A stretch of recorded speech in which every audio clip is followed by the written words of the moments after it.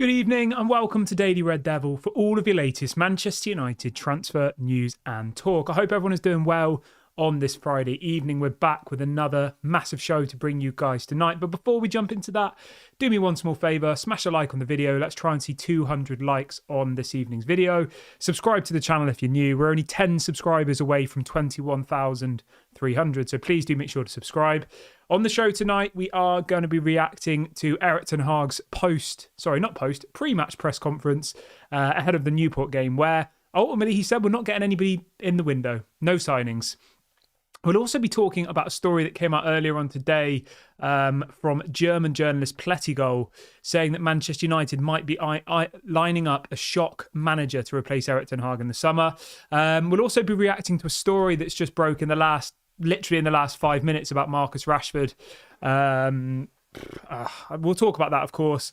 As always, I invite you to get into the comment section. Let me know your thoughts on all things Manchester United. Have your say. I always read through all the comments, so make sure you get involved. So, right, without further ado, let's get straight on into it. Let's start the show off with this story about Marcus Rashford then. So, for anybody who missed Erik ten Hag's press conference earlier on today, apparently Rashford is ill and unavailable for the game against Newport. Now, off the back of that, there is now a video circulating on social media of Marcus Rashford going into a nightclub last night in Belfast. I mean, it sounds random, but I've seen the video. Marcus Rashford going into a nightclub in Belfast. More video footage inside the club of him drinking, all the rest of it. Obviously, this has sent Twitter into a meltdown. It says, Manchester United believe that the videos of Marcus Rashford at a Belfast nightclub were taken on Thursday night, which is what those who took the videos have claimed. There is no issue from the club, apparently. So, I don't know what to think about this one. I think, at the end of the day, if that was his day off and that's how he chooses to spend his time, then, I mean, he is a human being at the end of the day, isn't it, you know? But I think all it proves to me is that Marcus Rashford isn't an elite level player. Do you see Cristiano Ronaldo going out and doing that? Do you see people like Erling Haaland going out and doing that? You see Erling Haaland having a couple of drinks when they've won the treble. You don't see Erling Haaland going out drinking in Belfast, which is random enough as it is, when Man United have only won one of their last 5 games. And I just think it kind of sums up what we've all been thinking of Marcus Rashford for a long time within this fan base. He thinks he's a lot better than he is. And I don't think that instances like this give him really much credit in the United fan base, because we're going into a really, really difficult run of games here, right? We need every single player we have available to be fit, to be doing everything they can to put themselves in the manager's mind for the game that weekend. Now, maybe he thinks, oh, it's just Newport on the weekend. I'm not needed for that game. I mean, what happens if we go and lose against Newport now and it comes out that Marcus Rashford wasn't available because he was ill, because he was out drinking? That is a strong possibility. And in my eyes, it just undermines the manager.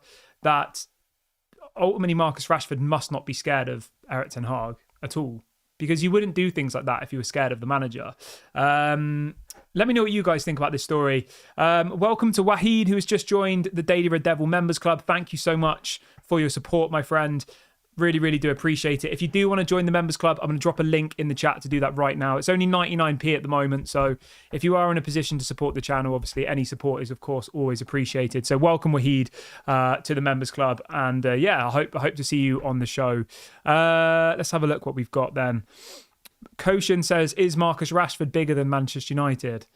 The thing with Marcus Rashford, right, I've said this to you guys many, many times before. It isn't just about his footballing ability. It's about the brand of Marcus Rashford, his social media following, his charity work. He's got an OBE, an MBE. He writes books. He does all of these great things for people. And as a whole brand, Marcus Rashford is the real deal. He's this elite brand. But from a footballing perspective, I don't think it matches. I don't think he's as good on the field as he is with his activities off the field. And let's be honest, right? This story that's come out just now, it's not a regular occurrence. It's not like he's out drinking every single night. This is the first time I've seen a story about Marcus Rashford. And some might argue, well, it's his time off. And if he decides in his time off to spend his time in nightclubs drinking, that's up to him. I'll just say this, right? You wouldn't see someone like Cristiano Ronaldo do that. But at the end of the day, we know that Marcus Rashford isn't on the level of someone like a Ronaldo, or doesn't have the mentality of someone like a Ronaldo. So it hardly comes as a surprise to me. Now, I'm sure some people will be absolutely furious about this. How dare he put himself in a position by potentially drinking too much that meant that he now is unavailable for the game on Sunday. Like, that is what people were saying. But we don't know that for 100%, do we? Like, there's been so many stories put out in the media over the last couple of weeks that have been proven to be wrong. There is videos of Marcus Rashford in this club. There is videos of him buying a drink, but it might not be alcohol. It might just be a Coke or something. I can see a glass, but it's pretty difficult to tell from a video what it actually is in the glass.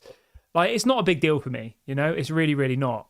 Going out for one drink in a nightclub, it seems strange, but at the end of the day, he's 25, 26?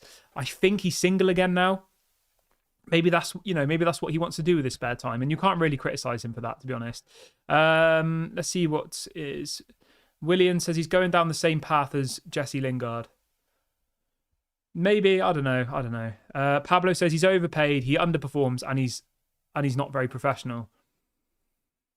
It's difficult to argue with you there, mate. To be honest, it is. It's difficult to argue. Like, I do agree somewhat, but as I said, I'm not going to get too worked up about this because I already don't think that highly of Marcus Rashford anyway. So it's not like it's caught me by surprise, if I'm being completely honest. I don't think he has an elite mentality. I don't think he is an elite footballer. As you've said, I don't think he's that professional generally. I don't think he performs enough. And I think he's overpaid. Dave says, if the club has no issues with it, what are you reporting on? The thing is, right, mate, what happens if they come out and say we've got an issue with it? What's going to happen then? I mean, if they do that, then Marcus Rashford won't be able to play football again for a while. It'll be the similar situation to Jadon Sancho, where it becomes this big thing in the press. Oh, why was Marcus Rashford in a club? Did Erik ten Hag say that was all right? No, Erik ten Hag didn't say it was all right. Oh, how are you going to discipline him? You banished Jadon Sancho. Like, you can already see the stories being written by the journalists right now, waiting for this tension to arise between Erik ten Hag and Marcus Rashford. And I think that in this situation, they do have to kind of say, oh, we have no problem with it. Yeah. Let's see what else people are saying. I'm just going to have a quick look if there's anything else that's broken. Because as I said, this story only just broke in like the last half an hour or so.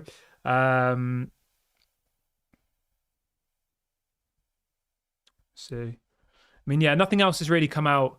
The one thing that was said, obviously, Ten Hag said that Rashford is ill. That's what he said in the press conference this morning, and that he probably won't be available for the game against Newport. But anyway, I don't want to focus on that too much. I think it's a little bit of a boring topic. William says, why are you defending Rashford again? We can't see what's inside the glass. When will we see how useless Rashford is? I just said that Rashford underperforms. He's unprofessional and he's overpaid. I don't really see how I could be any more critical about Marcus Rashford. I said he's underperforms, he's overpaid, he's unprofessional, and he's not an elite level footballer. I think that's pretty much all of the insults you could hurl his way. Look, I'm just saying this, right?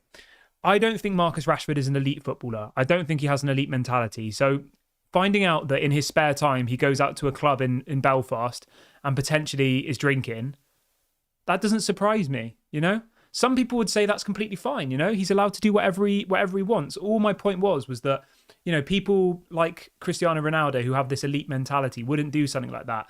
That's not how they spend their spare time. But my point being here is Marcus Rashford isn't an elite footballer. He doesn't have an elite mentality. So this story coming out doesn't really come as a shock to me. That's all I'm kind of saying. And I just think that Manchester United will try and push this under the rug, because if they come out saying Marcus Rashford has been suspended and all the rest of it, then it's just going to be a Jadon Sancho 2.0.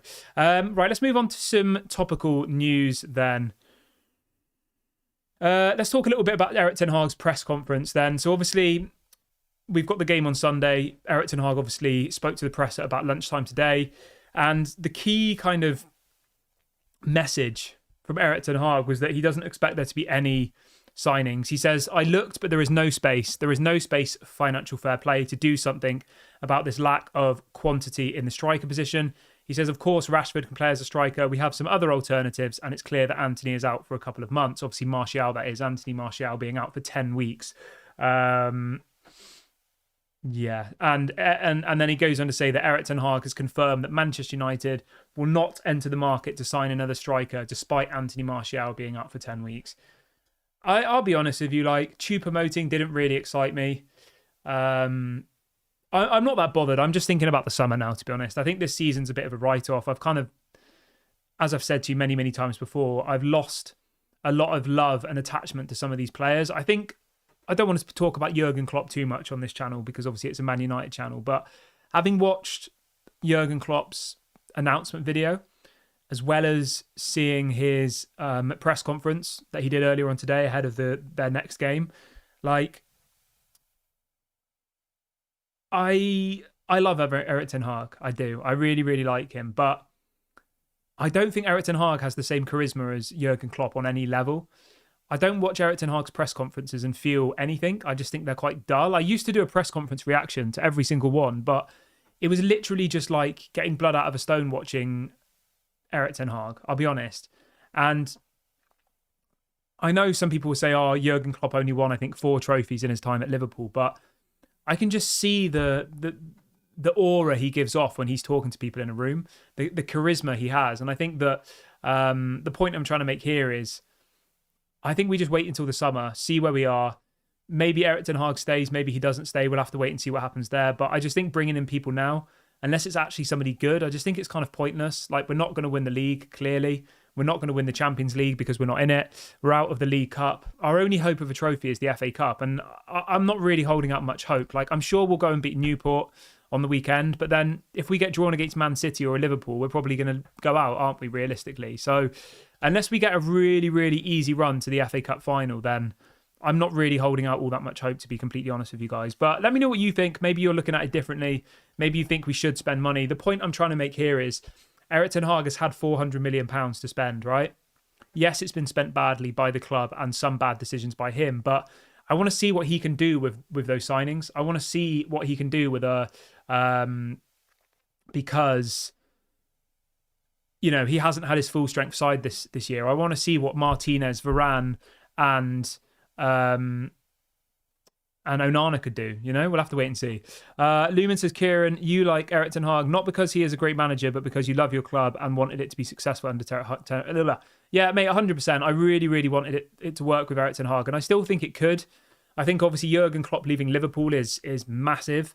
I imagine Liverpool will probably go through transition for a few years now, which gives us an opportunity. And I think, you know, we'll be in a transition. Liverpool will be in a transition. Man City could potentially lose Pep in the next couple of years, and things could change quite quickly. So maybe this is the beginning of Erik ten Hag.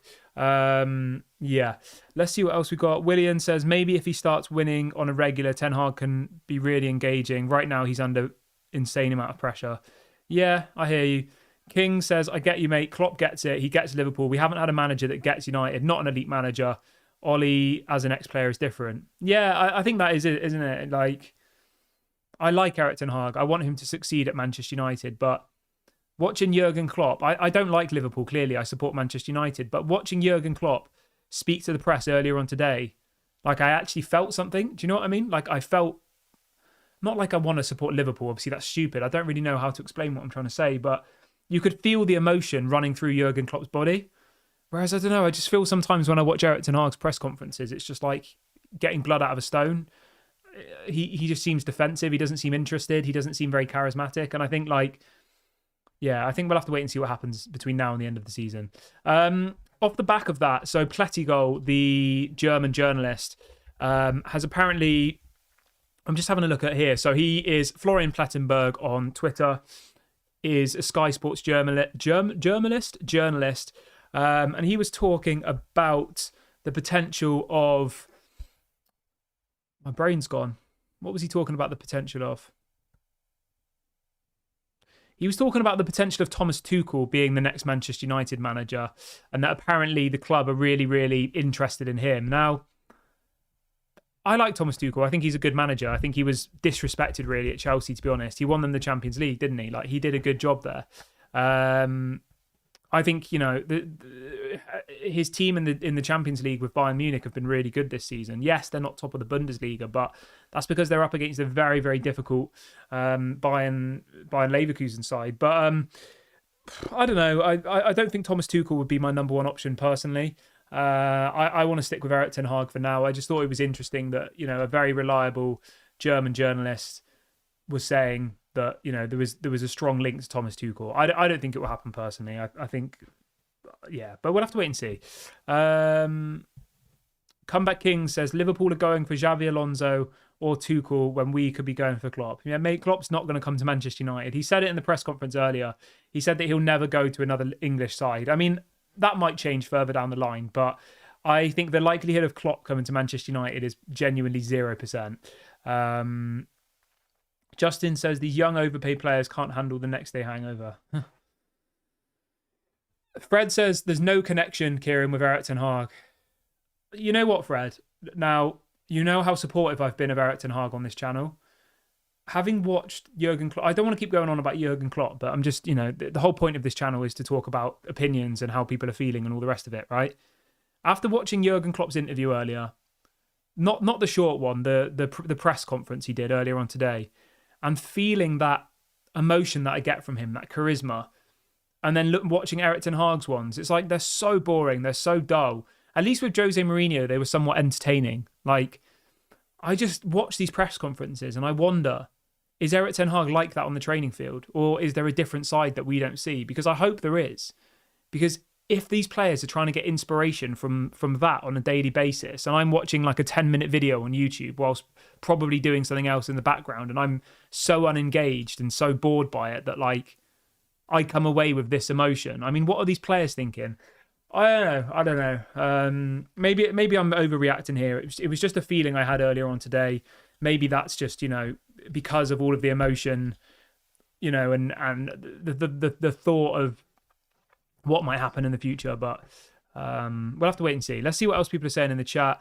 Mumra says, I want Nagelsmann. He is a better option than Tuchel. Yeah, fair enough. Nagelsmann's a good manager. Yeah, it will be interesting to see what happens in the transfer window. Obviously, managers saying that we're going to make no signings doesn't always mean we're going to make no signings. Like, things can change. There's a story here that's just popped up saying that apparently United have been offered the chance to sign former Barcelona striker Martin Braithwaite before the transfer deadline day. Now, I saw quite a few links to this guy throughout the last couple of days. He's obviously doing really, really well at the moment, but he's playing in the second division of Spain, like 32 years of age. It just doesn't fill me with any excitement. I would rather not bother. But yeah, let me know what you guys think. I'm going to wrap the video up here, guys. Thank you so much to everyone who's joined me on the show this evening. I think I've gone through all of the points that we had for today's video. I hope everyone has a good evening, a good weekend. Please make sure you smash a like on the video before you go. Please subscribe if you're new. This has been Daily Red Devil, and I'll speak to you all a bit later.